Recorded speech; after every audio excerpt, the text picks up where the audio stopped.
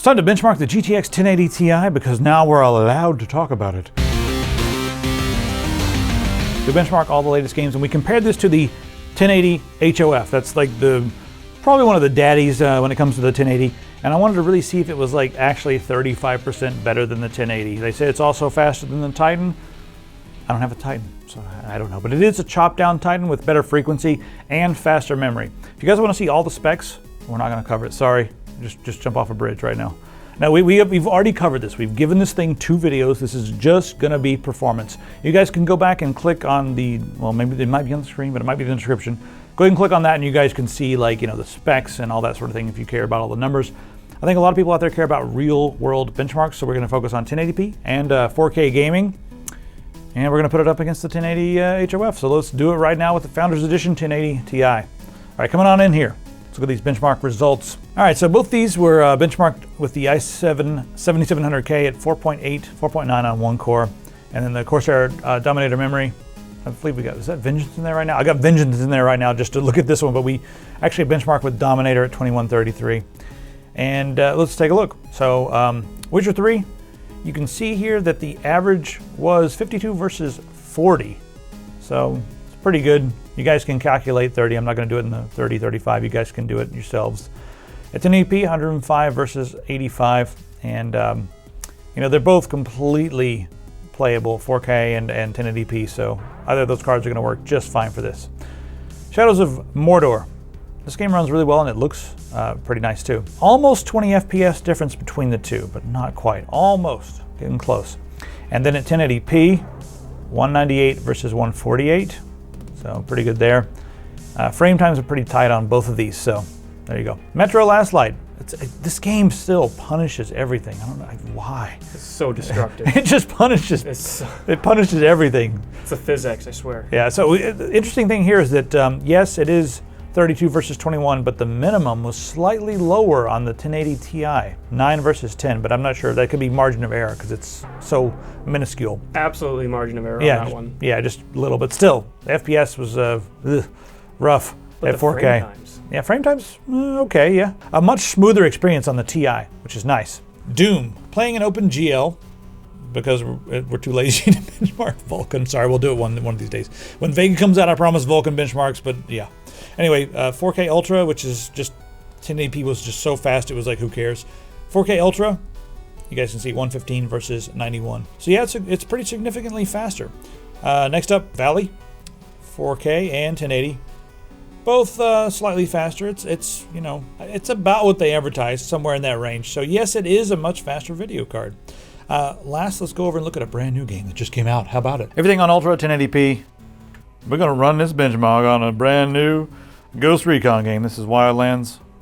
Y'all, I don't know why that was necessary. So yeah, we're running on this whatever little Asus TN panel, but it'll get the job done, and then we can do just double resolution. It allows that. And we can crank it up to 4K, and it should be about the same as running on a 4K panel over there, and we'll test it out like that as well. And it's running pretty good at this resolution, 4950. Really? All right, so this game has some really nice graphics. It incorporates a lot of the Nvidia, GameWorks technologies, so it should run well on an Nvidia card. I'd like to test this on Vega and just see how well all these Nvidia technologies work on Vega. All right, so this i7 was only using 66% of its, 66.8, sorry, and then the average FPS right there you can see, 48.97. Sorry we didn't test this on the 1080. This game just came out and we wanted to get this video to you hot and fresh, y'all. Let's do it at 4K. And resolution scaling doubled, which should be about the equivalent of 4K here, and then we'll see how the 1080 Ti performs right now. Ultra. All Ultra, man. Look at this RAM usage. That's pretty good for a new game. 2.2 gigabytes. We got 11 to play with. VRAM is 5,528 right there. Oh, there you go. Yeah, the VRAM is getting hit. Yeah, that's actually not bad. I mean, look at that. That's still less than the original Titan. Yeah, temps at 77. Not bad. You got a graphics card from anywhere with the last 3 years, you're fine. Yeah, let's see what the final score is going to be here, running at double resolution. Not bad. CPU usage, not bad. I ran this on my 14 core at home and got 16% CPU usage. Yeah. And about 32 FPS. with a 1080. So it's not bad. Not that crazy over a 1080, but you know. 1070, 1080, and now the 1080 Ti, the daddy. I'm not sure what's going to happen when Vega comes out, but we'll wait and see. This thing's freaking fast, guys. If you need 4K gaming, if you need VR, if you have to have the fastest thing ever, if you're running a gazillion mods in your game, if you want to turn on every single feature, check every little box, then the 1080 Ti is obviously your card. I like this because it also brought down the price of the 1080, so that's really nice. And the 1070, who knows? Maybe that'll be coming down in price pretty soon too, but those are all very good cards for 4K and 1080p gaming. The benchmark results were pretty good, but I think the real story here is going to come out when we start to see some of the other vendors. Like, you know, I cannot wait to see like the HOF edition. That's the Hall of Fame edition from GALAX. These things break a lot of records. The Kingpin from EVGA breaks a lot of records.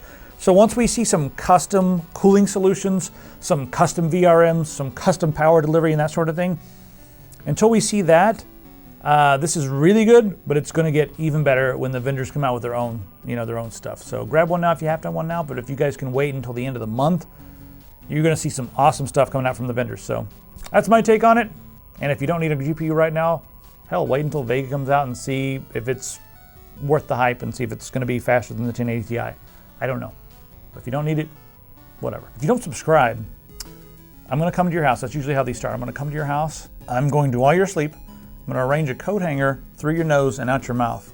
And I'm going to tie it to your dresser. And then when you get up, I'm going to yell for you in the other room, be like, get in here right now. And you're going to get up and pull your face off. And all your underwear is going to come out of your dresser. That's the worst part. Your face will be off, but then all your underwear will spill onto the floor. All right, guys, but everything's going to be fine because you guys are going to subscribe. So I'll see you guys in the comments on the website. And I'm going to end on an upward inflection.